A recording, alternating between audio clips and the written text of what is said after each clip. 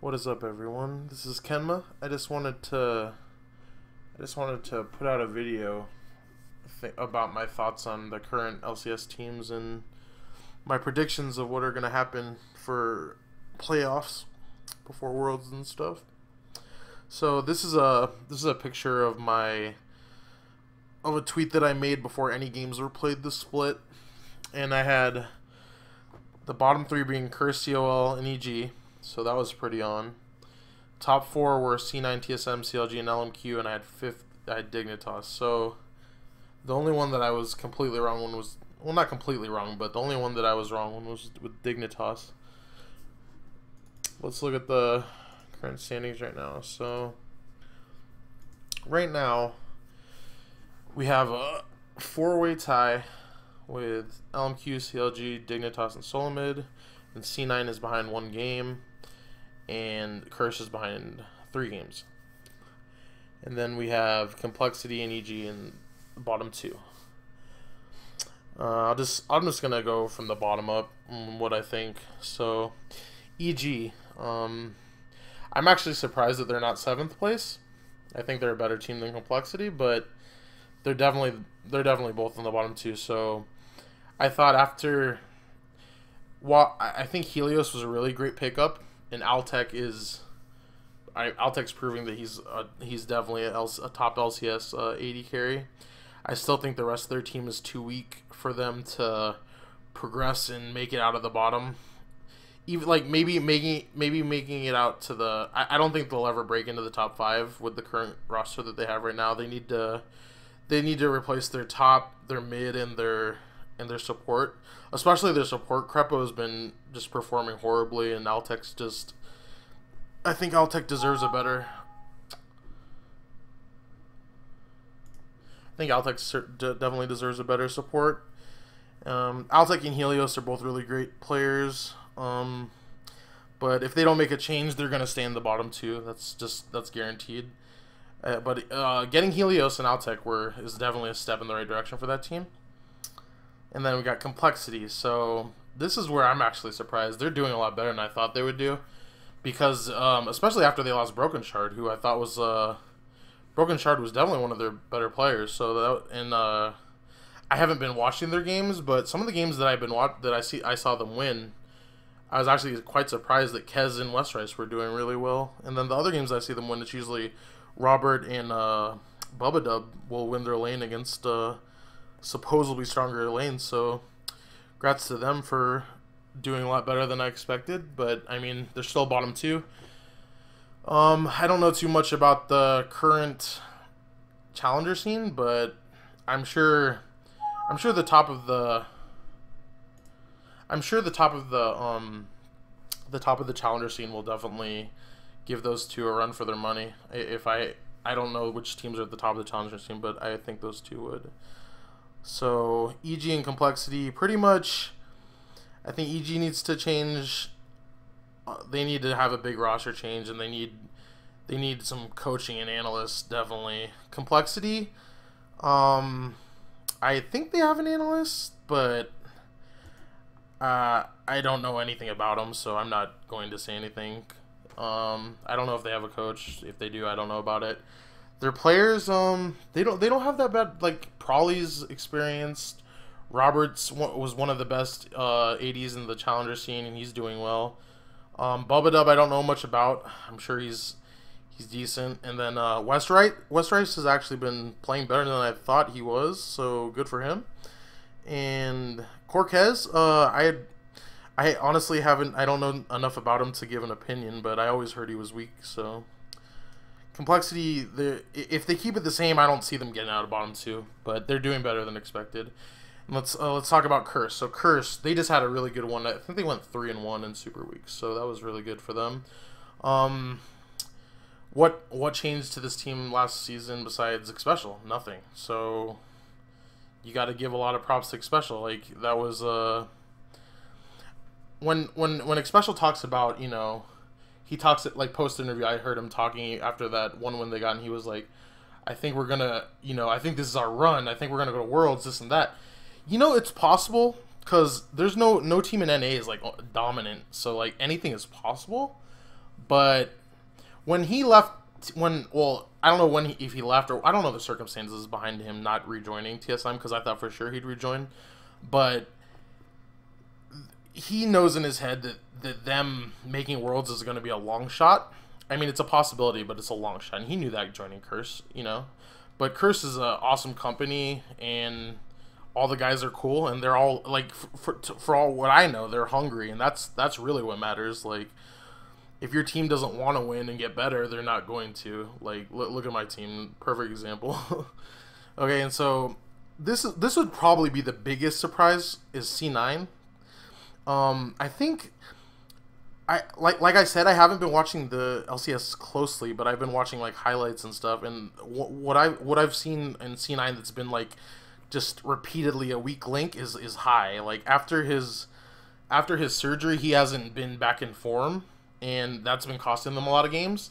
And I think if High can recover to the point where he was before the surgery, I think C9 will be fine. They'll have a really good shot at getting back to Worlds. I think that's the most important thing for them. Like I could be totally wrong, but that's just from just gazing over some highlights. That's what I see. And then TSM, there's Titan first. I think I don't see how having, I heard Loco Doco is their coach now, which I don't see how that could be a bad thing. That's got to be a good thing, you know, helping them learn about the Korean meta and stuff like that's only gonna improve their game. One of the huge things that I saw for TSM why they were losing a lot was Amazing was just getting banned out, and he was playing heroes that he wasn't. I don't even think that it was uncomfortable on them, but he was playing heroes that just weren't strong in the meta, and that was really, like, at least 3 or 4 of their games that they lost, I saw that he was just playing like a jungler, and the other team had an OP jungler, and he had some shit jungler like Jarvan, and they just lost because of it. And it was just like losing games in banned pick phase is really fucking bad at this level. So that was the one thing I noticed. And then another thing, like Glebe's no special. He's he's been doing fine, but I wouldn't be surprised if he gets replaced by Lustboy or something like that. Like Glebe's just he is, if you compare him to the rest of the supports, like I'd say he's middle of the pack, and TSM doesn't want to be a middle of the pack team. So what my initial thoughts were when I heard about the Amazing for Odd One and the Glebe for Special, my initial thoughts were, I think they'll be better, because even though Glebe is a downgrade from Special, Amazing is a pretty big upgrade from Odd One, skill-wise anyway. So that's what I initially thought, but you can tell it's taking them some time to get used to playing with Amazing, because like he plays totally different than the Odd One. So I think they're getting more used to it though, and Loco Doco is helping them a lot. So if they replace Glebe with Lustboy, I think they're going to be a real terror, and they'll be as long as Dyrus keeps it up and stays one of the top laners, they'll be a real threat. So that's what I think about TSM. And okay, Dignitas. Dignitas is probably I gave them the least credit going into the split. I had them at 5th, and I still don't see how they're, like, I know when I saw, like, I even tweeted after I saw that they picked up Shifter and Zion, I said, good job, Dignitas. Those were the best pickups you can do in NA at the time from a free agent wise, because they were definitely, Shifter and Zion were definitely the best free agents available on the market in NA. So I thought that was a really good pickup by Dignitas. But I'm surprised that they've been able to keep up with all the foreign talent, which is just, I mean, that's cool for us. I mean, NA power, right? But in the long run, it don't matter where the fuck you're from. It only matters that you have the best players. So I'm surprised with Dignitas that they're doing this well. So whatever they're doing, they just need to keep on doing it and stay on top. That they're obviously good players. They have a lot of veterans that have been around since the beginning. So they're doing well, and they just need to keep it up. Okay, CLG. What do I think about CLG? This is really weird to me, because like some games they look great, and then some games they just fall back to their old habits, and they just have fucking late game comp with double if fucking splitting, side pushing, you know, lanes and farming by himself, and they just lose because like double if will get picked off, and then they just lose. So it's weird when they play well. They're definitely one of the best, if not the best. So it's strange to me. I think Avermu has been improving his play ever since the new support.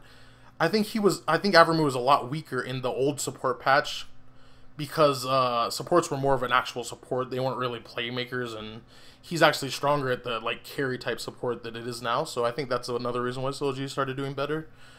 But the main things was Dexter coming over. Like they were pretty ass before Dexter joined. So you know, grats to whoever got Dexter to join because that was a really good move for them. Link's pretty consistent. You know, he's been one of the best mids for a while now. He still is. He like I remember one of the games I reviewed. He built like some cancer build on Ori. I don't know what that was about, but yeah, I mean, I'm sure. I hope he doesn't do that again. That was weird. Who else am I missing? Doublelift's still a top AD, even though sometimes he just has bad habits. Everyone has bad habits, but I still think he's one of the best ADs. So their bot lane is definitely they've been one of the best, and they keep on doing well. So oh yeah, they're what's their top laner's name? Seraph. I honestly knew nothing about that dude coming into when he came into CLG. I saw some of his highlight videos in Korea, like he was on some like no-name team or something. But like honestly, he hasn't like been worse or better than I expect. Oh, I mean, when you hear Korean, you think they're gonna be like they're just gonna be better than like they'll be better than everyone, right? But he hasn't. He's just been pretty solid, you know. Nothing incredible. I mean, I don't know what else to say about him. Then LMQ. LMQ it doesn't surprise me that they're tied for first. I actually thought they'd be doing a little better, but it doesn't really surprise me that they're up there. They don't really have too many weaknesses. I could say one thing that I noticed is some of their times they just pick weird ass comps and they lose the game because of it. Like one game against Curse, they pick I think they picked Renekton Yasuo against Curse, and Curse just like stacked 10 million armor against them, and it's just like, okay, when you're better than a team, why are you gonna pick a comp against that team that has a time limit, right? Like you don't want to. That's just being cocky in the ban pick phase, right? You think, oh, we're so much better than this team. Let's just pick this team that's gonna rape them in like 20 minutes, 25 minutes, and we'll just end the game. But if that game goes to 35 minutes or longer, you just lose automatically because of the comp you pick. So I don't really understand that game, but in particular that game, I didn't really. Like I said, I haven't watched all the games, but I've been watching the highlights in the last the Super Week and the week before, or the last 3 weeks. So I've been catching up. And so predictions going into later on into the season. If I had to pick my top 3 to go to Worlds right now, like no roster swaps or anything, I'd say TSM. This is kind of hard. I'd say TSM, LMQ, and CLG. Those would probably be my 3.